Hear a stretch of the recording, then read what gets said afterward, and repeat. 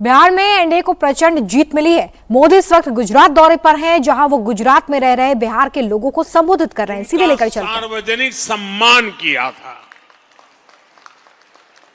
क्योंकि बिहार की वो टैलेंट, बिहार का वो सामर्थ्य,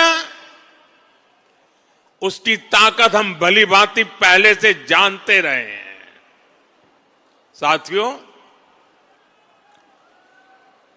ये चुनाव सूरत में रहने वाले बिहार के मेरे भाई बहनों की तो पल पल की नजर थी, और मैंने देखा है कि बिहार के लोगों को राजनीति समझानी नहीं पड़ती है।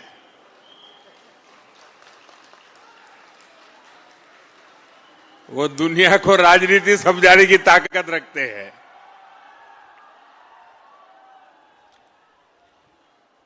देखिए, इस चुनाव में एनडीए गठबंधन जो विजयी हुआ है और महागठबंधन जो पराजित हुआ है, उन दोनों के बीच में 10% जितने वोट का फर्क है। 10%, ये बहुत बड़ी बात है जी। यानी सामान्य मतदाता ने एक तरफा, और मुद्दा क्या? विकास। आज बिहार के अंदर विकास के प्रति जो ललक है, हर जगह पे महसूस होती थी। और मैंने देखा था, जब कोविड के समय देश भर से हमारे श्रमिक भाई बहन मुसीबत में थे, लॉकडाउन था, पैदल चल चल करके अपने वतन की ओर जा रहे थे।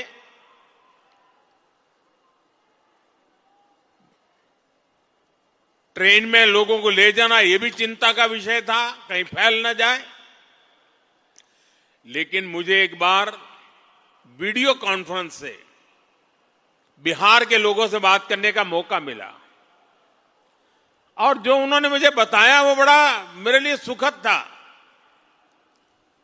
वे पैदल गए थे, कई लंबे लंबे समय तक पैदल चले, कहीं व्हीकल मिला फिर पैदल गए। कुछ लोगों ने वहां जाकर के इस समय का उपयोग करके कोई न कोई व्यवसाय शुरू किया। और जब मेरी उनसे वीडियो कॉन्फ्रेंस से बात हुई तो मैं हैरान था कि इतने कम समय में उन्होंने इतनी प्रगति कर दी थी। तो उन्होंने कहा, कोविड हमारे लिए तो आशीर्वाद बन गया। बोले, अब हम तो किसी राज्य में वापस नहीं जाएंगे, हम तो यहीं रहेंगे। ये बिहार के लोगों की ताकत है, और वही बिहार आज दुनिया भर में छाया हुआ है। दुनिया में कहीं जाइए, बिहार की टैलेंट आपको नजर आएगी। और ऐसा बिहार अब विकास में नई ऊंचाई को प्राप्त करने का मिजाज दिखा रहा है। इस चुनाव में उस मिजाज के दर्शन हुए हैं। बिहार की माताएं बहनें और बिहार के नौजवान, महिला, युवा, ये एक ऐसा माई कॉम्बिनेशन बना है जिसने आने वाले अनेक दशकों की राजनीति का नींव मजबूत कर दी है दोस्तों। और जो राजनीति का अभ्यसु लोग हैं, जो राजनीति पर विवेचना करते हैं, उनको कई महीने लगने वाले हैं बिहार के चुनाव नतीजों का क्या क्या प्रभाव होने वाला है इसका एनालिसिस करने में। और मैं साफ मानता हूं,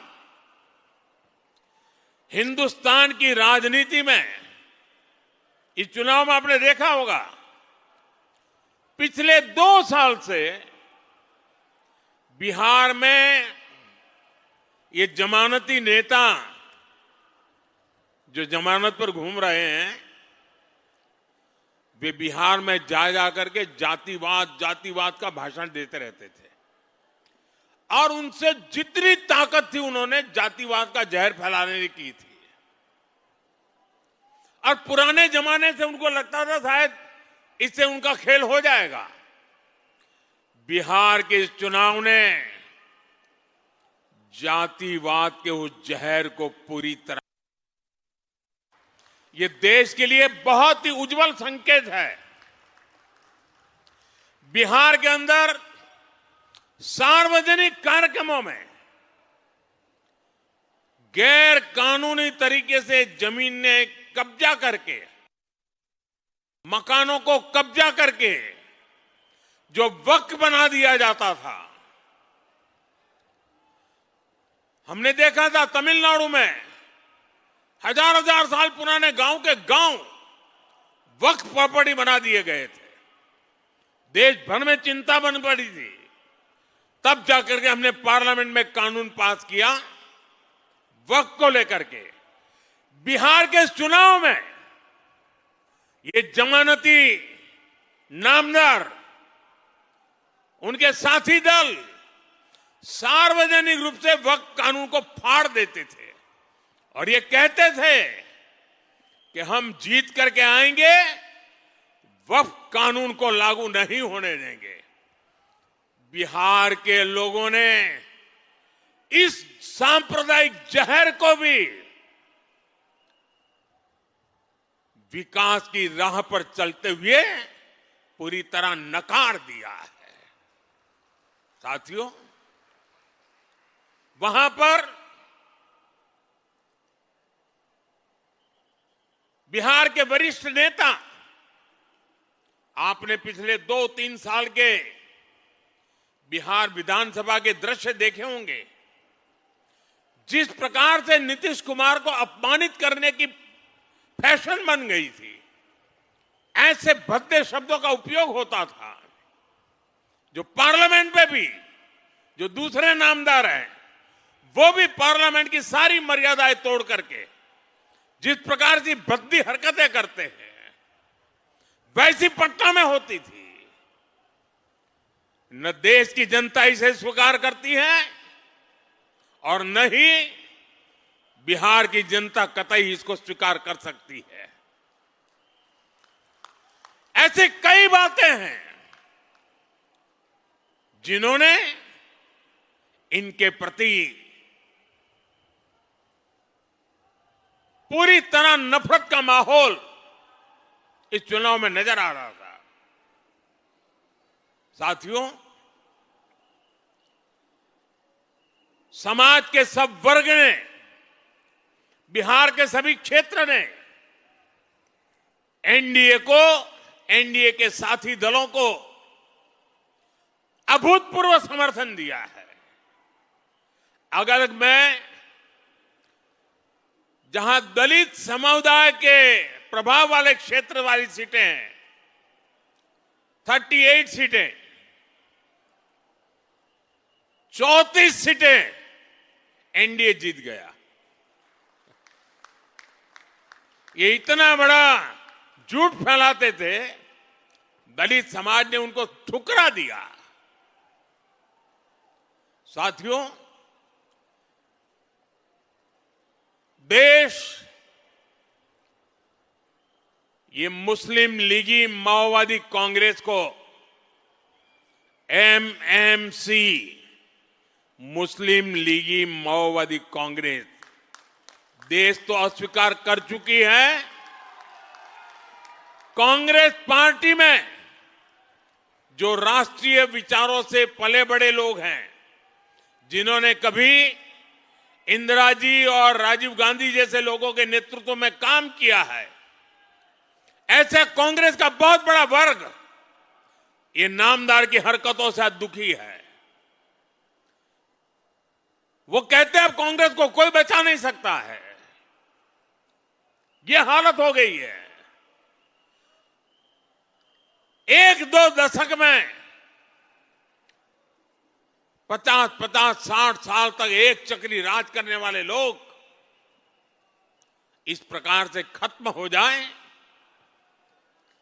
ये साफ साफ उनके लिए आत्मनिरीक्षण का विषय है। वे अपने साथियों को भी पराजय के कारण नहीं समझा पा रहे, वे अपनी पार्टी को भी पराजय के कारण समझा नहीं पा रहे हैं और इसलिए सरल रास्ता ढूंढ लिया है।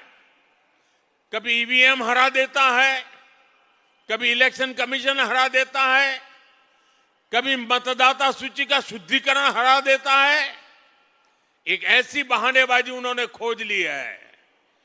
वो बहानेबाजी खुद को तो शायद कुछ दिन ठीक रखेगी, लंबे अरसे तक उनकी कैडर को स्वीकार्य नहीं होगा।